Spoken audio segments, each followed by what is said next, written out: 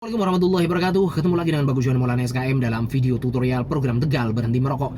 Ini adalah video pertama dalam daftar putar atau playlist di channel YouTube saya Bagus Johan Maulana yang membahas tentang tema Tegal Berhenti Merokok. Program Tegal Berhenti Merokok ini sebenarnya program bikinan saya sendiri.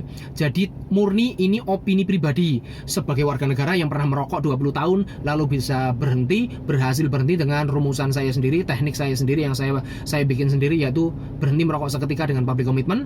Ini juga pendapat saya pribadi sebagai seorang perawat tenaga kesehatan yang memiliki fungsi perawatan kesehatan masyarakat. Lalu saya juga ini pendapat sebagai epidemiolog juga, sebagai pengamat penyakit termasuk penyakit tidak menular dampak akibat rokok. Jadi murni pendapat pribadi, bukan programnya instansi manapun. Saya juga tidak mewakili instansi dinas kesehatan atau mewakili instansi klinik Monas, bukan ya. Ini sampai detik ini, sampai video ini saya upload, ini murni program saya sendiri, bukan program instansi manapun.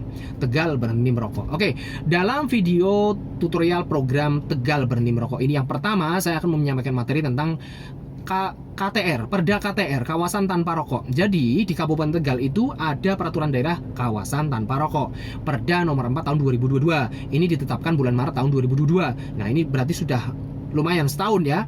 Nah, tetapi banyak yang belum tahu tuh, ini KTR itu apa? Isinya apa? Nah, ini perlu sosialisasi lebih lanjut. Nah, termasuk dalam video ini saya akan menyosialisasikan Perda KTR ini. Kawasan tanpa rokok, yang disebut KTR, yang dimaksud KTR itu apa?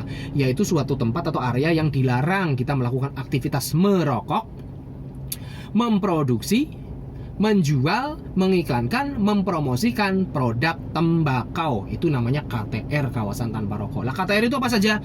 Yang pertama, tempat pelayanan kesehatan. Yang kedua, tempat proses belajar mengajar. Yang ketiga, tempat bermain anak. Yang keempat, tempat ibadah.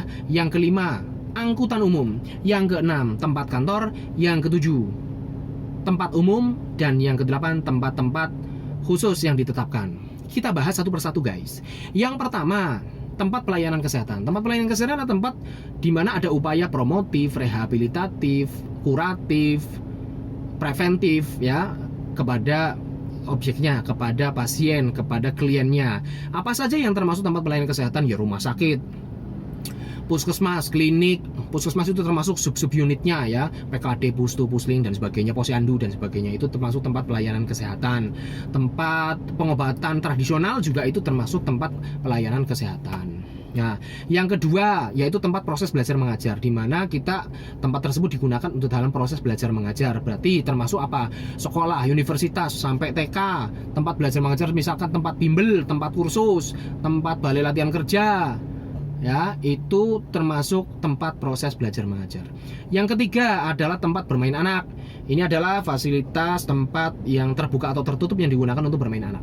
Yang berikutnya, keempat, tempat ibadah. Biasanya ada fasilitas tertutup yang digunakan, tempat tertutup yang digunakan untuk aktivitas-aktivitas agama-agama secara permanen.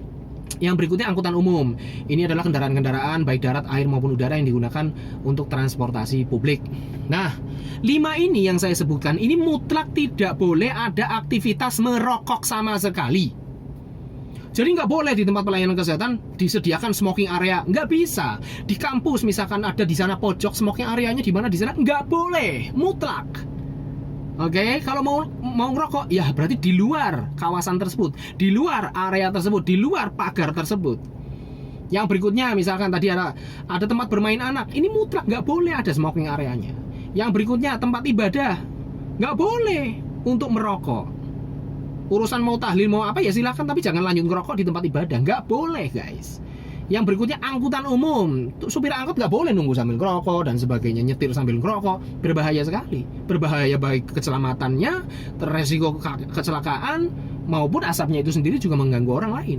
Gitu, guys. Jadi 5 tempat yang saya sebutkan ini mutlak tidak boleh ada aktivitas merokok. Yang boleh untuk aktivitas merokok, dan itu adalah kawasan tanpa rokok, adalah ini: tempat kantor, tempat umum. Ini disebut kawasan tanpa rokok, tapi boleh menyediakan tempat khusus untuk merokok. Tempat kantor, nih misalkan office Anda.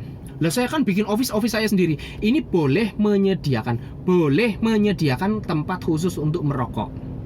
Boleh, yang namanya boleh berarti silakan mau mengupayakan mau tidak.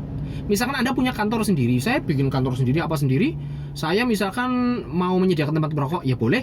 Kalau misalkan, saya nggak boleh, Menurut saya karena saya benci rokok, saya tidak mau membuat tempat merokok di kantor saya. Ya silahkan, itu hak Anda, karena itu kantor Anda sendiri. Anda misalnya membuat sebuah peraturan pengunjung atau karyawan Anda tidak boleh merokok di situ, ya terserah. Itu kan syarat di awal. Kalau mau masuk ke tempat saya, ke kantor saya, ya silahkan, jangan merokok. Ya itu sah-sah Anda.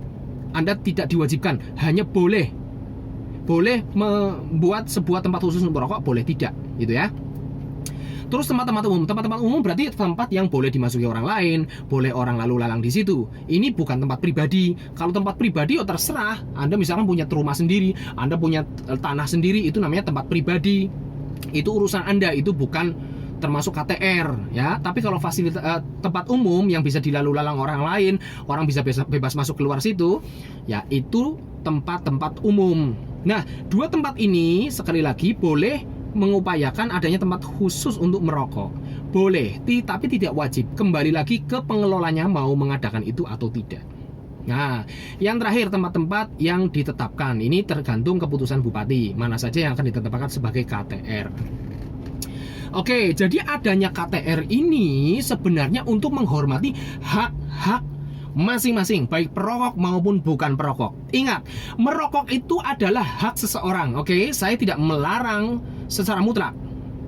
Tapi kalau secara parsial, misalkan anak saya larang, yo itu terserah saya sebagai orang tua, ya kan.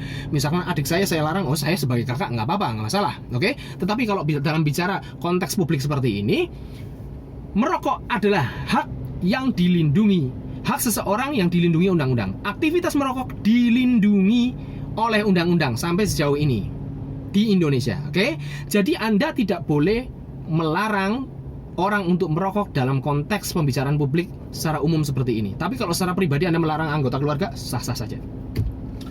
Nah, ini ada orang berhak merokok, dilindungi dengan Perda KTR ini. Oh, Anda boleh merokok. Di mana? Nih, ada tempatnya. Lah berarti tergantung tadi, pemerintah mau nggak menyediakan tempat untuk merokok secara khusus. Nah, KTR ini juga dibikin dalam rangka melindungi hak-hak orang yang tidak merokok. Mereka berhak atas udara bersih. Mereka berhak tidak terkontaminan dengan zat-zat kimia yang berbahaya bagi tubuh mereka. Mereka punya hak, dua-duanya punya hak, makanya diatur dalam Perda KTR.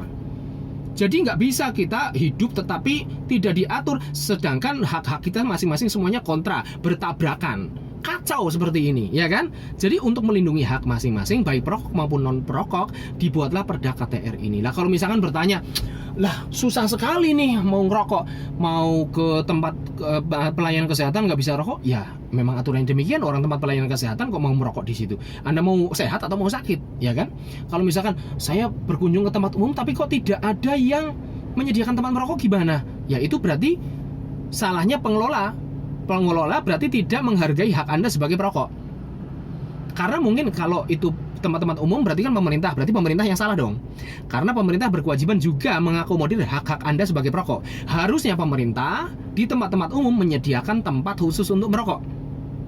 Tempat khusus merokok itu area yang terbuka yang kontak dengan udara langsung, sehingga asap tidak membulak, tidak ngumpul di satu tempat tertentu. Gedung atau tempat atau areanya itu terpisah dari gedung tempat beraktivitas, jauh dari lalu lalang orang, jauh dari jendela, pintu keluar, pintu masuk, ya, dan juga jauh dari tempat laktasi atau pemberian ASI. Itu syarat-syaratnya sebagai tempat yang diperbolehkan untuk digunakan sebagai tempat khusus untuk merokok. Nah gitu. Jadi kalau di tempat umum kok nggak ada tempat untuk merokoknya, itu berarti salah fasilitator atau penyedia tempat atau pengelola tempat umum tersebut. Harusnya menghargai Anda sebagai perokok, harusnya menyediakan tempat khusus untuk merokok.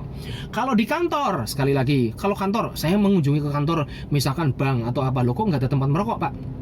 Oh, ya itu berarti kebijakan pemiliknya gimana? Kalau pemiliknya misalkan mempersyaratkan, ya saya nggak suka rokok, saya murni di kantor saya nggak boleh ada yang merokok, terserah. Namanya saja bukan kewajiban. Tapi bisa juga kantor itu menyediakan tempat untuk merokok. Gitu ya guys. Nah, kalau Anda sudah dibentuk KTR seperti ini, kok Anda masih protes saja? Lah gimana? Saya mau merokok di sini nggak ada fasilitas. Mau ke sini juga di sini tempat umum nggak ada fasilitas. Lalu saya sebagai perokok kayak tidak punya hak, saya tidak dihargai nih. Loh katanya aktivitas merokok ini dilindungi undang-undang. Kok saya serba sulit? Kok tidak ada fasilitas-fasilitas seperti yang diwajibkan di KTR? Mau menerapkan sanksi gimana? Wong Anda aja tidak menyediakan tempat-tempat untuk merokok saya. Saya kan berhak untuk merokok misalkan seperti itu. Ya itulah kondisi kita saat ini. Berarti memang masih perlu upaya pemerintah untuk menyediakan tempat-tempat khusus untuk merokok, ya kan? Kalau sudah disediakan tempat untuk merokok, kok Anda masih saja tersiksa, ya memang namanya hidup di negara Indonesia, di Tegal kondisinya seperti ini, memang orang lain juga berhak untuk merokok, ya Anda harus menghargai mereka, kan kayak gitu. Anda juga mau dihargai, tapi orang lain juga berhak atas udara yang sehat. Kalau misalkan ya serba susah ya sekarang ya, kok ada perda KTR dan sebagainya, ya namanya hidup bersama itu seperti itu mas, saling menghargai hak. Kalau misalkan Anda mau bebas mas, saya sarankan kamu pergi ke planet Merkurius mas. Di sana kamu udut bebas, nggak ada KTR, nggak ada peraturan daerah, nggak ada Pemda, nggak ada orang yang beresiko terpapar asap rokok kamu, dan yang terpenting di sana nggak ada orang cerewet seperti saya. Terima kasih. Assalamualaikum.